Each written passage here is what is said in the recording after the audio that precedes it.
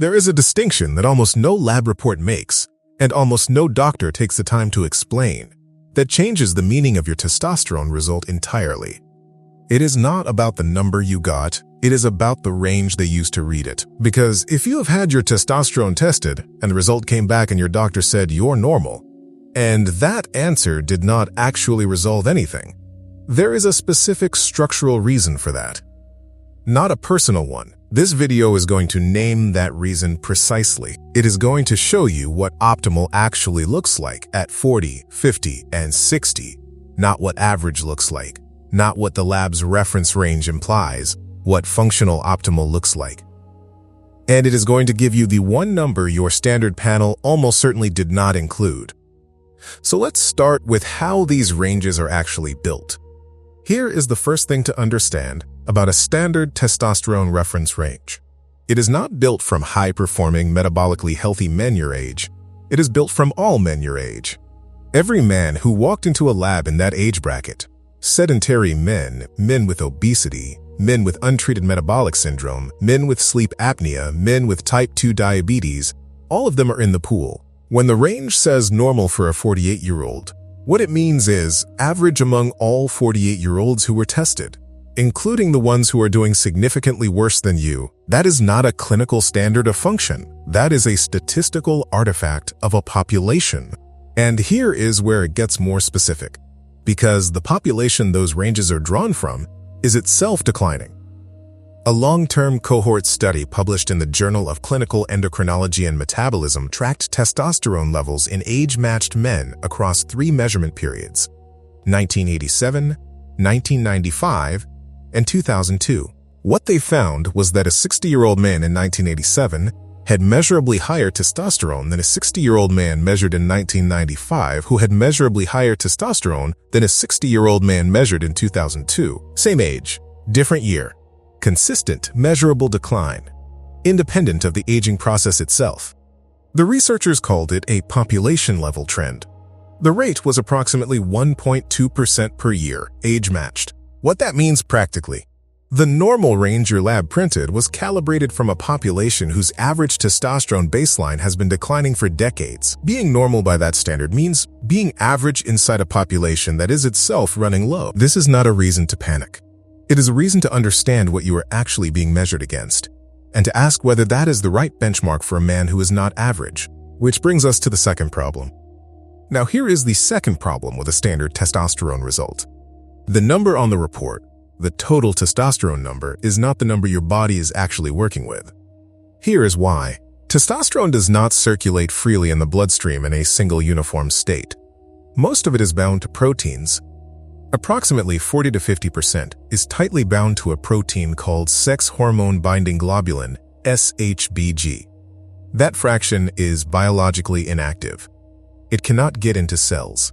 It cannot do the things testosterone is supposed to do: maintain cognitive sharpness, support muscle protein synthesis, regulate mood and libido. It is testosterone in name only. The fraction that matters, the fraction that is actually available to tissues, is called free testosterone.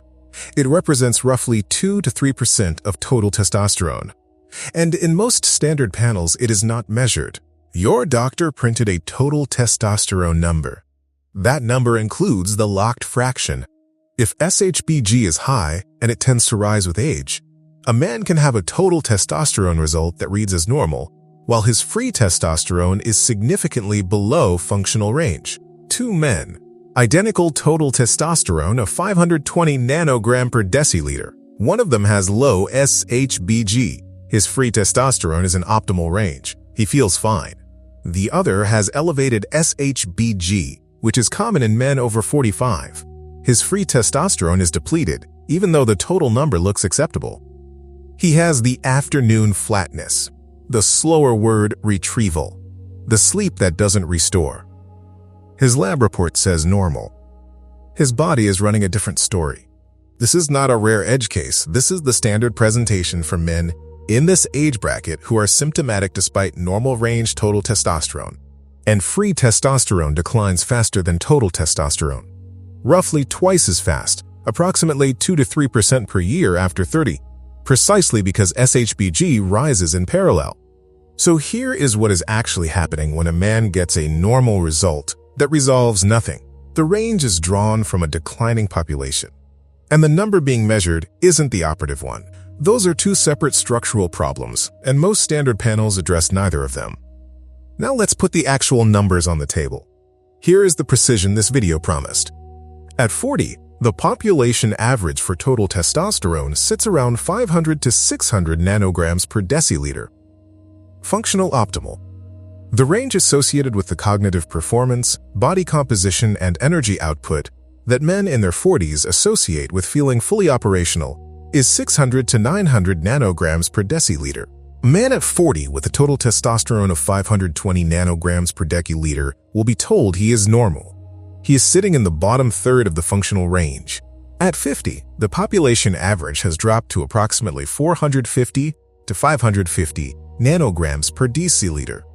Functional optimal is 550 to 800 nanograms per deciliter. The man at 500 nanograms per deciliter is, again, normal by the lab's ruler. He is below the functional floor by the ruler that actually matters for how he wants to perform. At 60, the average sits at 400 nanograms per deciliter or lower. Functional optimal is 500 to 700 nanograms per deciliter. The gap between normal and optimal has widened, and the clinical consequences of sitting in that gap are more pronounced. Now add the free testosterone layer. Functional optimal for free testosterone is not the average of the current age cohort. It is the upper quartile of production from younger men. The range where the biology that produces cognitive sharpness and physical recovery is actually running.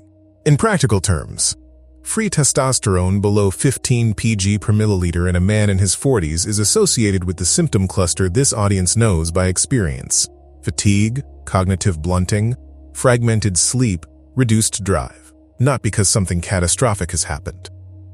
Because the operative number is low, even when the total looks acceptable. Here is the reframe that makes this precise. Your doctor did not lie to you. The range they use to read your result answers a specific question. Are you statistically average for your age bracket? That is a real question. It is just not the question you are actually asking. The question you are asking is, am I functioning at the level my biology is capable of, or has something slipped? Those are different questions. They require different benchmarks. The population average range answers the first. The functional optimal range answers the second. What you now have, that you did not have before this video, is the second benchmark. The number your lab report used is not the right ruler for a man who is asking the right question. If what this video opened is the question of what your panel should actually include, the Executive Hormone Panel Guide in the description was built for exactly that. It names the 9 specific biomarkers to request, what optimal ranges look like for each, and the precise language to use in a clinical conversation so you leave the appointment with the panel that actually answers the question. Link is in the description and in the pinned comment. So here's what to do with all of this. There are 3 concrete moves this video gives you. The first is the most important. At your next blood draw, or at a standalone draw you schedule this week, request free testosterone alongside total testosterone, not the ratio, the number. Free testosterone measured directly. In many labs, this requires a specific request. It is not included in a standard panel. You ask for it. You say, I'd like free testosterone measured, not calculated. The second move, request SHBG alongside it. SHBG is the binding protein that determines how much of your total testosterone is actually available. Without SHBG, the total number is not interpretable in any clinically useful way. A total testosterone of 550 nanograms per deciliter with low SHBG is a different biological reality than a total testosterone of 550 nanograms per deciliter with high SHBG. Same number, different system, different implication. The third move is about timing. Testosterone follows a diurnal rhythm. It peaks in the early morning and declines through the day. For men under 40, that daily swing can be 30% or more. For men over 45, the swing flattens, but it still exists. Standard recommendation: draw before 10 a.m. And because a single draw is a snapshot, not a trend, repeat it. A second draw 4 to 6 weeks later, same timing, same lab, gives you the beginning of a dataset instead of a single data point. One number is a photograph. 2 numbers are the beginning of a map. Now here is the objection this information typically produces, and it is worth naming directly. My doctor already checked this and said I was fine. What am I supposed to do with that? The answer is not to argue with your doctor. The answer is to ask for an expanded panel with a specific rationale. You say, I've been reading about the distinction between total and free testosterone and the role of SHBG in bioavailability. Can we add free testosterone and SHBG to my next draw? That is not confrontational. It is the language of a man who has done research and wants precision. Most clinicians respond well to it. The ones who don't, that is information about where to get your panel read. What you are not doing is accepting a population average range as the clinical standard for a man who is asking a different question than the population is asking. The Executive Hormone Panel Guide in the description takes what this video built and gives you the complete reference. 9 biomarkers, optimal ranges, and the exact conversation to have. Link in the description. Also in the pinned comment. What number came back on your last testosterone test? And what did your doctor tell you it meant? Now here's what you leave with. What you now have that you did not have at the start of this video is a map of the measurement system, not just a number inside it. The standard panel has 2 structural problems. The reference range is drawn from a population whose baseline has been declining for decades, and that population includes everyone, not the men asking the question you are asking. And the number being measured, total testosterone, is not the operative one. Free testosterone is the number that tells you what your body is actually working with. SHBG is the variable that explains why 2 men with identical total testosterone can be running completely different biological realities. The right benchmark is not normal for your age. It is functional optimal. The range associated with the cognitive and physical output this audience has built 20 years of performance around. That benchmark now has specific numbers attached to it: 600 to 900 at 40, 550 to 800 at 50, 500 to 700 at 60, and free testosterone in the upper quartile of younger male production, not the average of the cohort you happen to be grouped with. The man who walks into his next appointment with this understanding is not a man who is questioning his doctor. He is a man who knows what the right question is and who has the specific language to ask it. One thing to take into the next week: book the draw, request free testosterone, request SHBG, schedule it before 10 a.m. Compare the results to the functional optimal range for your decade, not to the population average your lab report will print next to it. The number that has been printed on your reports until now was never the wrong number to have. It was just being read with the wrong ruler. You now have the right one. Not decline.